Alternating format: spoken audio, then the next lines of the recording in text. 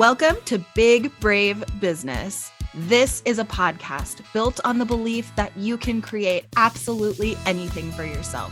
Whether it's a dream job or a dream life, it's all possible for you. I'm Amanda Nelson, a virtual assistant and digital marketer, and that's Sarah Heater, podcast producer and strategic consultant. Each week, we will share insights from working with dozens of clients, stories of how we got where we are, and encourage you to see us as your new business besties. So grab a cup of coffee and let's talk being brave in business.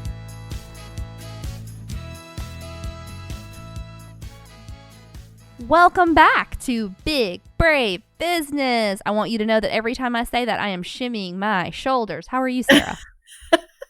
I'm doing great. I'm so excited to record another episode with you. I love this podcast.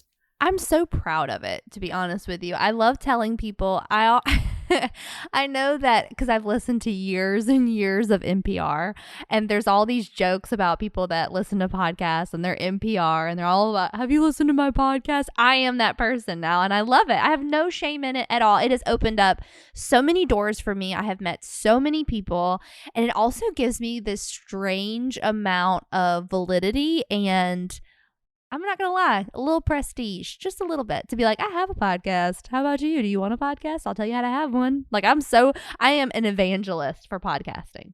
I mean, clearly me too. Also, I want to rip that whole audio and just use it as testimonial on which you're my VA. So Listen, could you make that happen?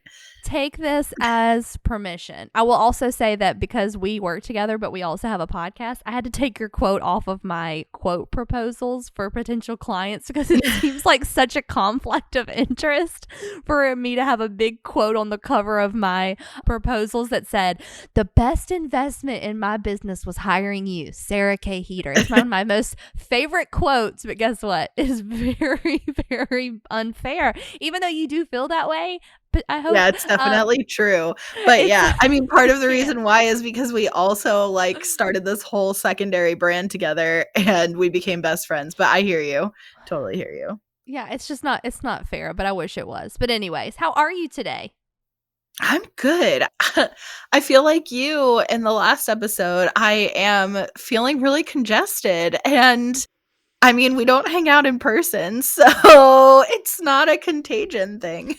It's so annoying. I never leave my house. I mean, I go 5 days without leaving my house or seeing anybody but Drew, my dogs, and the mail lady, and I'm sick. What is happening? I take vitamins.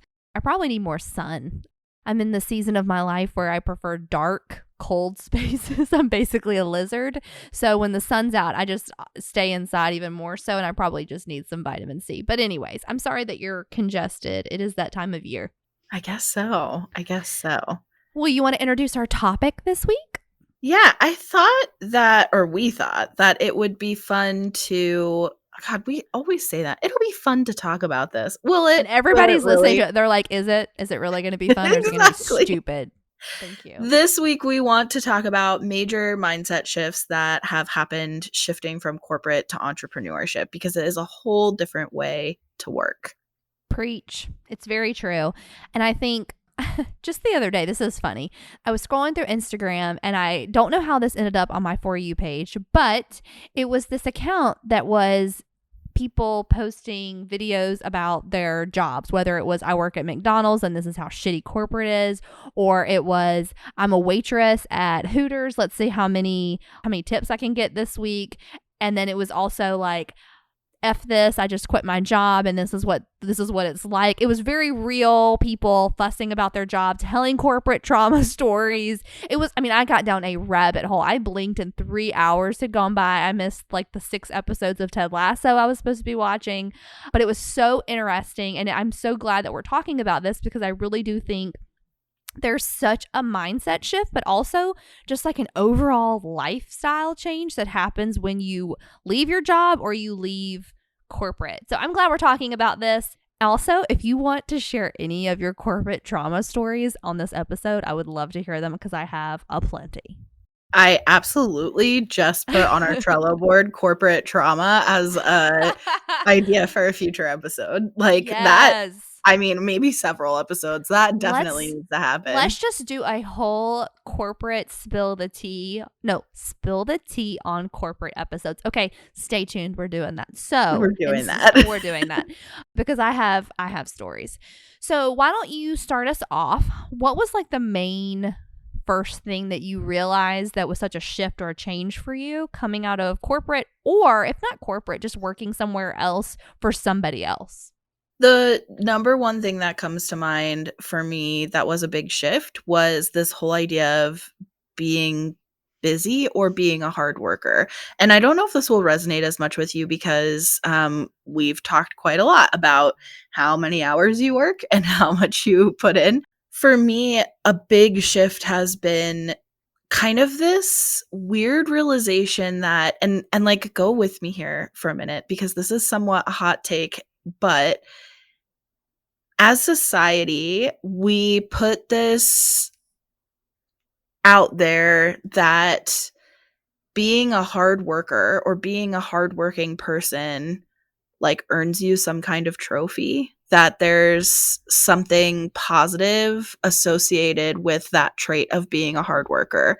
And in entrepreneurship, I know so many people in entrepreneurship who work really hard and get nowhere. Like they're just spinning their wheels. And it's really not about working hard in entrepreneurship. It's about working efficiently, working effectively, getting results, making connections. It's progress and hopefully efficient progress. Like, what is going to get results the fastest using the least resources? So, it's not about working hard, it's about working efficiently.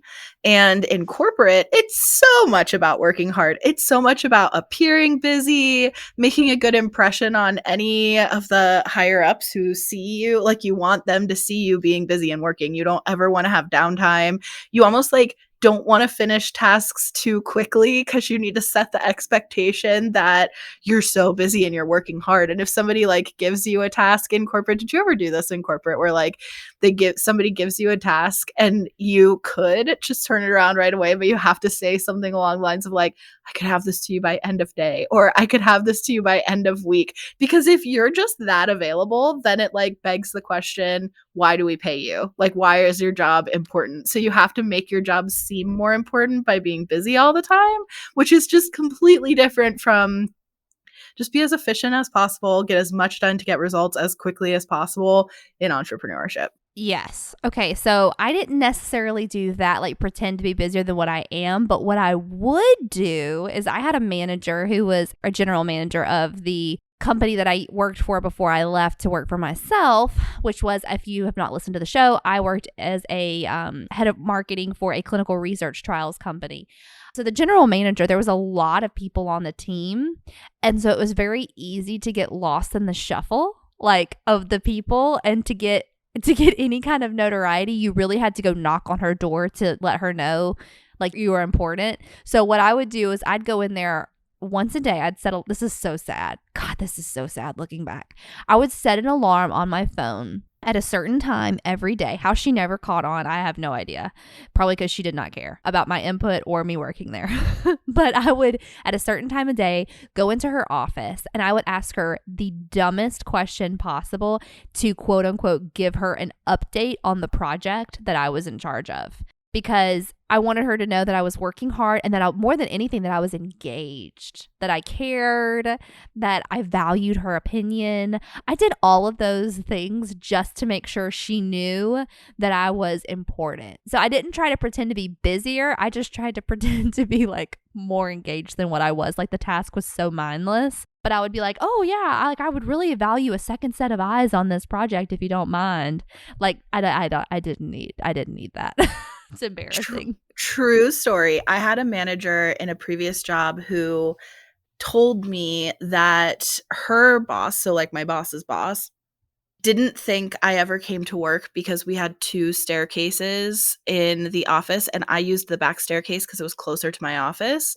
And this big wig, her office was right across from the front staircase. So my manager was telling me, I know you're here every day, but she doesn't see you. So you need to come up the front staircase. And she was also giving me tips, true story, that similar to what you're saying, she 3 times a day would go fill up her water. There was a water fountain near our offices, but she would walk to the water fountain across from that person's office so that she would see her filling up her water.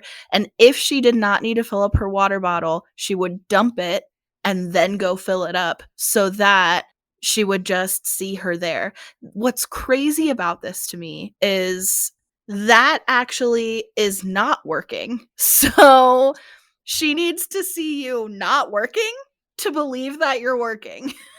Yeah, I definitely have done that. I would walk by my this is so embarrassing. I would walk past my general manager's office and I would walk really quickly, like to the like her office was at the end of the hall and my office was just 2 doors down from hers. Not because I was high in caliber. It was like I was a last add-on to the team and that's just the only office that was available because nobody wanted to be close to her. And so what I would do was I would walk past her office really, really, really fast. Like I was in an emergency. Like whatever I had to do was super important. And then when I would walk back by, I would make sure that I would go to the printer for something. I was probably printing out like to-go menus or something for my lunch. Like who honestly knows? And I would walk past her office and I'd flip through the papers like it was really important. Like whatever I'm reading, I've got to get back to my office because I have to respond. It's just maddening. It's just maddening that So grown much bloat people. and it's so much waste, and but it's Yeah. necessary for your career trajectory in corporate. So, like, it's bonkers, but also that's part of the reason why there are mass layoffs because there's so much bloat in corporate, but it's like the corporate atmosphere. You know what? I'm going to stop there because that could be like a whole rabbit hole. But point being, that was a huge shift in mindset of instead of having to prove to anyone I'm busy or I'm important, instead I have to prove to people, and I feel like you're saying the same thing. I have to prove to people I can get you results. And I'll take my cue with that to say results do not equal job security. Like I was really good at my job and Yeah. I worked overtime. If there was an event, we used to do a lot of community events to raise awareness for the clinical trials that we were putting on. And I was, even though I was head of marketing, everybody would take a turn and most people wanted to do it because you got overtime. You would go on a Saturday and you'd work like a chili cook-off and you would hand out flyers of like do trials and things. I would always offer to do them. I remember, oh my God, this just unlocked a trauma. Okay, so I will tell this. Corporate trauma part 1. I'm telling, this is just a sneak peek. Buckle up. I remember being so hard on myself. We were going on vacation and I remember, oh my God, I cannot believe I did this, Sarah. I'm so embarrassed. So I remember when we were on vacation, we were coming back on a Friday and I noticed after I put my PTO in that my vacation was going to fall on an event that was 100% optional to me. I did not have to do it. It was going to fall on the Friday that I came back. Do you know I cut my vacation 12 hours short to hurry back to work a freaking senior festival for old people to get them to sign up to get their flu shot with us? And I did that because I thought that was going to, 1, give me job security, 2, give me a raise, and 3, endear me to my boss. Nobody cared. Nobody even knew I came back. Nobody cared. And I did that because I thought it was going to somehow make my job more secure, which is so crazy, And I think in corporate compared to when you work for yourself, I never worry about getting fired at my job now. Like if someone decides they don't want to work with me, we've talked about that before on this show. Okay, that's fine. I can't make you happy. I promise you nobody's trying harder than I am. But if you're not happy with my service, that's fine. That's fair. In corporate, Or any other reason you can't afford it anymore or sure. whatever. Whatever the reason is, I don't stress about that because people are going to come and go, right? Realistically, am I going to keep all of my clients until I'm 90 and still doing this? Probably I have not. to tell myself that. Yeah. Probably not. And it's not personal. I don't take anything personal. However, in corporate, I was always in fear. I was always worried. I mean, I constantly lived in this state of mind of like, this is the day that my hours are going to get cut. I'm not going to have any money. And that's why when people tell me all the time, I can't believe that you do what you do because you have no benefits. Like, aren't you afraid because you don't have any benefits? I'm like, no, because I can afford to buy my own benefits. Where when I was in corporate and they were given to me as part of my corporate package, I was terrified that I couldn't afford to pay my rent. Like, it just, to me, that mind shift of if I work hard, I'll be rewarded is such BS when it comes to corporate. And I want to like add on to what you said too about the fear in corporate of also I could lose my benefits if I got laid off. My benefits are gone. Whereas I don't have to worry about that in entrepreneurship because my benefits are my job. Like it's my responsibility, I mean. And in corporate, it's like, it's up to somebody else. I think related to that, my mindset in corporate was so eager and hungry. Like, I want to prove myself. Everybody's replaceable. Like, I have to prove that they should keep paying me. And no matter, and like to your point, it wasn't about the results I was getting. It wasn't about me being good at my job. I was good at my job, but there was this whole mentality of there's a line of people who want this job. And if you don't want to be here, if you don't want to make sacrifices, if this isn't your like top priority in your life to be here, then we could replace you with somebody else tomorrow. If you don't want to be here, you can leave. And I specifically remember, here's another corporate trauma story. I was standing with some people in a sales job. I had my first job out of college was sales, and we were slow at the time, the store I was working at, and we were kind of standing around, and it was such a culture of complaining in that environment. Everybody was just like bitching. They all were just complaining, especially because it was slow. I mean, they complained no matter what. They would complain if it was busy. They would complain if it was slow. It was just a very complainy culture. And I was 22. So like I really didn't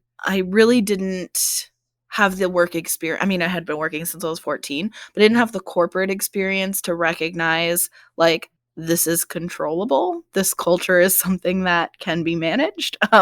So I didn't recognize that, but it was just such a complainy culture. And so they were all bitching that it was slow and that they wanted to go home and that they were tired. And so I just joined in because when you're in a social group, you just like participate. And I didn't even, what's really funny is I didn't even really mean it. I just sort of was participating. Like, this fucking assistant manager who I could not stand heard this conversation, turns on her heel, marches into the general manager's office, and I guess reported what we were talking about. And I got sent home and written up. And she said to me, basically, like, take the next 2 days off. And when you come back, you let me know if you want this job or not. Like, you let me know if you want to be here. Like, I hate everything about this. And let me tell you, I look back on that and it's like the energy that I have now in my business is like the answer would be no, I don't want to be here, right? But at the time, I was mortified. I was so upset. I started crying. I called the assistant manager who I loved, and I was like, this just happened to me. Like, what the heck? And I was a really good employee, right? And to more or less like threaten a really good employee when what was going on was a culture issue that should have been managed, right? Mm. And that's not the way to manage that culture, by the way. And I'm speaking as someone with a master's degree in organizational behavior development and change management, which is this is not how you manage culture, listening to your employees complain and then threatening their jobs. So, anyway, especially at 22 years old, like my first corporate job, listen. So, yeah, and the lesson I learned from that in corporate was that whole you're replaceable, you have to demonstrate that your loyalty is to the company first and all of that. If you act like that in entrepreneurship, especially in client work, and your clients are other entrepreneurs, your clients are going to look at you like you have three heads. Like, what are you thinking? Chill out, have a good time. Like, This is not the most important thing in life. There are so many more important things than this. And I always say in my business now, like, there's literally no such thing as an emergency in podcasting. It just does not exist. Like, this is not brain surgery, right? It is podcasting. It's going to be fine. It's going to be Yeah. fine. A lot of times when I talk to any little baby VAs is what I call them, people that are just hopped out of the other like corporate or left their old jobs and they're ready to be VAs and they just started out. The first thing that I notice is that when it comes to working in corporate, it's almost, at least it was for me, and I've noticed it, I think it is for other people. It was almost like no matter how good you were, you mess up once and you're like, you are threatened. You are out of here. Like, you better get in line, you know? Whereas if you make a mistake in virtual assistant, offering any service-based business, working for yourself like we do, there are endless opportunities to make things right, to make things better, to nail it the second time. That's the thing about corporate, is it's almost like you have to constantly be living in fear, which, say what you will about organized religion, but it's very similar. It is, you are constantly afraid, you better stay in line. There's a lot to be said for marching in line and staying in structure that doesn't work for people. People are leaving corporate jobs in mass exodus for a reason. People are not meant to fit into these little baby boxes. So when I talk to people who are just getting started as virtual assistants, I tell them all the time, I'll get messages from friends that I've connected with over social media who are virtual assistants and just starting out, and they're like, oh my God, I hit send on the email blast that we had scheduled and it wasn't supposed to go out till another hour, or it wasn't supposed to go out until the morning. I'm like, listen, were you doing it last minute? Were you trying your best? Could you have done it better? Have you learned from this? Like, it's going to be okay. And guess what? If a client fires you because you made a mistake, a genuine mistake, and you're not flippant about your apology, like, oh God, I'm so sorry, that was awful, like, my bad. If you are like unable to appreciate that someone is trying their best for your business and you let someone go on that, I'm sorry. Like, you're an asshole. Like, people are doing their absolute best in service provider positions like these. Nobody is trying to screw you over. And I think that if I could tell anybody that's new and trying to work for themselves, give yourself some grace. You're not in corporate anymore. You don't have to live in fear. And my mindset has always been, going to try my best. If I fail today, I will not beat myself up about it. I'm doing my best. And you just have to live in that mindset. If you will make a mistake. Like, there is no ifs, ands, or buts about it. You will make a mistake. I make mistakes every single day. You're not going to lose your job. And the jobs that you may lose are not worth keeping. Where I feel like in corporate, it's like, you have to be so scared. Oh my God, somebody's going to take my position because there's a line of people out the door to take your job. Let them take your job. Let them take your job. 9 times out of 10, if I have ever lost a client, because I've only happened once, lost a client because I made a mistake that they viewed that was so big, even though it wasn't that big of a deal, honestly, they ended up coming back and apologizing and asked if they could work with me again. No, you cannot. I guess I wasn't actively watching it. It was on.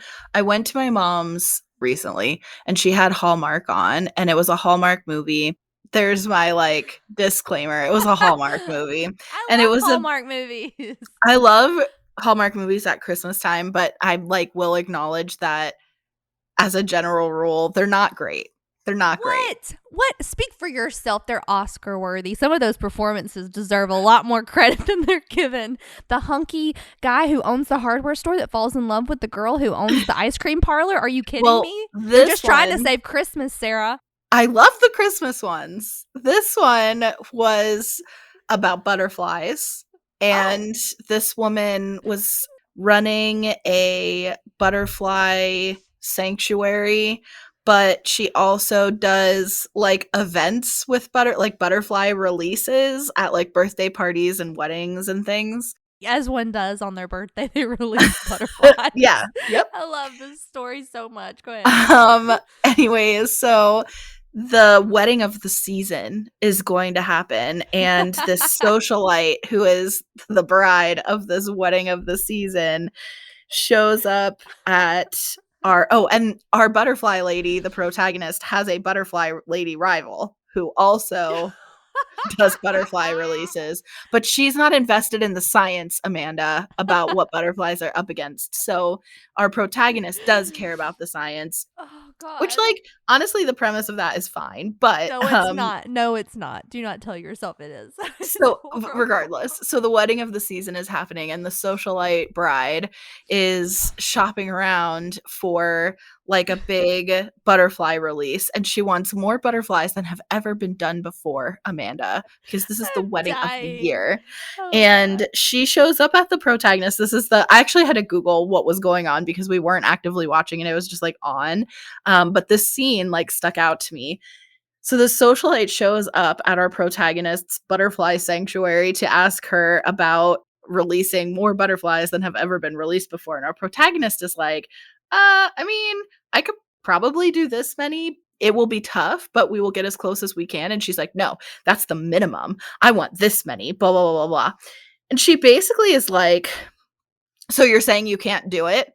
And the protagonist really wants the business. And she's like, no, I can figure it out, blah, blah, blah, blah. And I'm just watching this exchange where this woman's like, because I talked to your butterfly rival and she said she absolutely could do it. So I guess I'll just hire her. And she's like, no, wait, I'll make it happen. I absolutely guarantee like I can make this happen, which of course then she has to figure out how to like follow through on that. But here's the thing about unlearning the corporate mindset. If somebody walks in and talks to you like that, so you're saying you can't do it, you say, well, then I guess I'll hire somebody else. You say, you go right ahead. You go right ahead. You hire someone else. I think like having that self worth of, listen, in my butterfly sanctuary, I do not get paid enough to get treated this way. Stop it. So, I'm dying. I can't tell if this story is as funny as it is to me or if I'm just really high on cold medicine, but this is hysterical. oh, thanks. You make me feel funny. Just need to hang out with people on Dayquil and then I could be a comedian. That's hysterical and so true. She was operating in a scarcity mindset. So I have to know, did the hunky guy that collects butterflies in the wilderness help her? No, it was a single dad of a little girl who's obsessed with butterflies. Did anybody have a butterfly tattoo?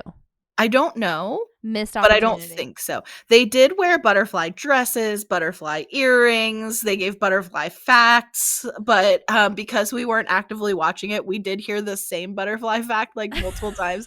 Can I tell you one more funny story about this Hallmark movie? Sure. So the little girl, like the first time she meets the hunky single dad, the little girl wants to see the butterfly sanctuary. I also saw this scene randomly. The woman was like, our protagonist, butterfly lady, was like, oh, hey, like, welcome to the butterfly sanctuary. Here's what we do here, which is how I know that that's what she does. And the little girl was like, I know so much about butterflies. Did you know this? And she like says a fact about butterflies. And the butterfly lady was like, yeah, I did know that. And she's like, well, did you know this? And she like whips out another fact.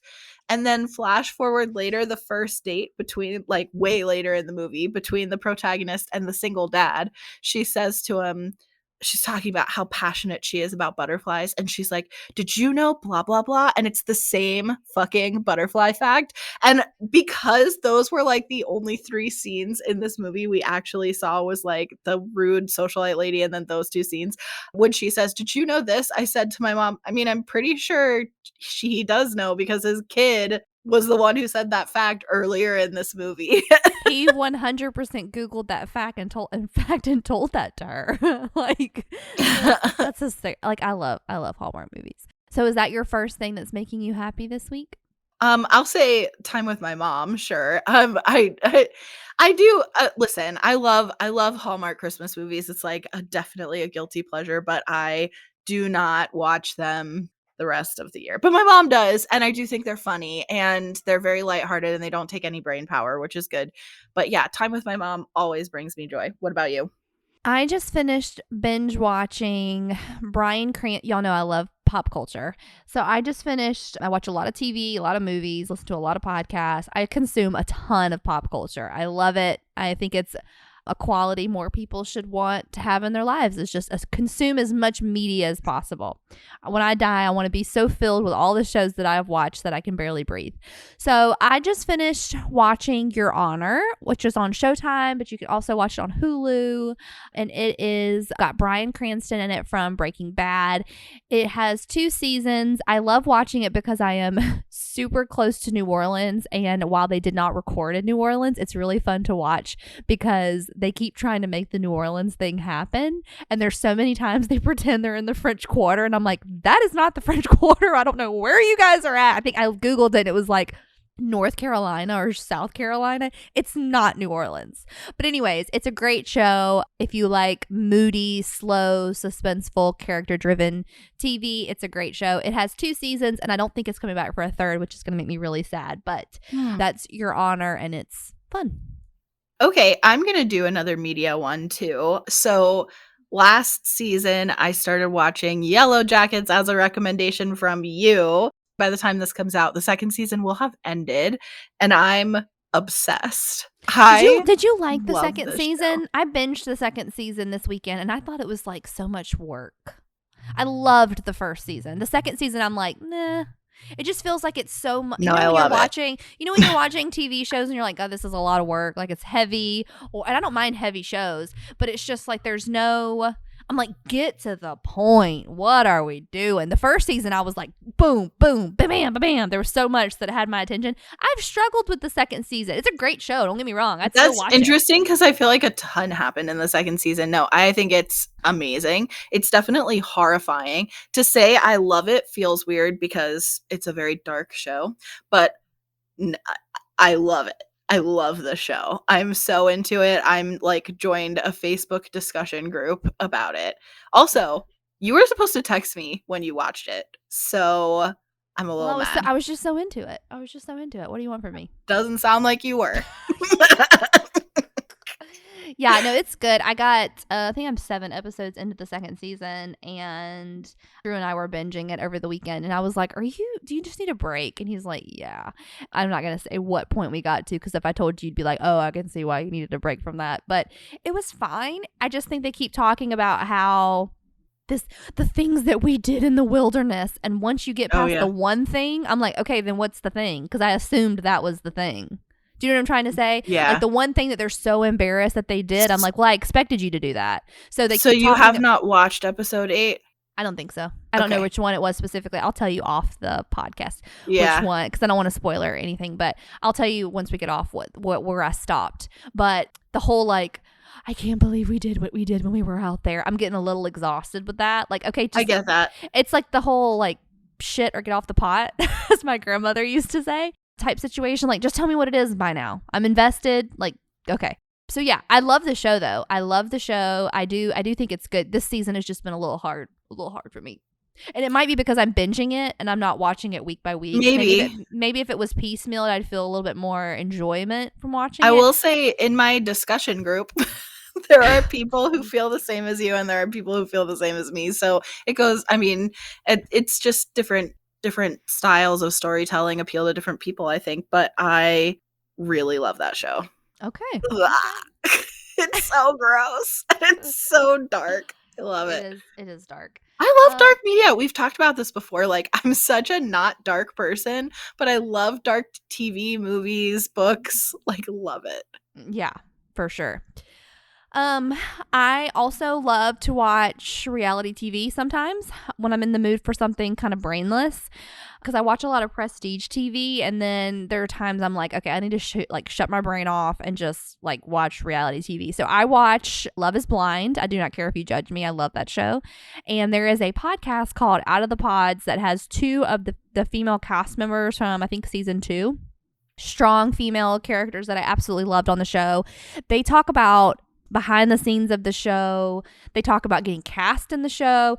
I'm one of those people that I don't give a shit about going to a historical site and being like, oh my God, this is the Alamo. However, if you take me to a movie set and you're like, this is where they shot Top Gun, I'd be like, whoa, that's so cool. I love seeing behind the scenes of how movies get made, like I could watch endless amounts of tutorials about stage makeup and how they made creatures and all that kind of stuff. I love watching how movies and TV get made.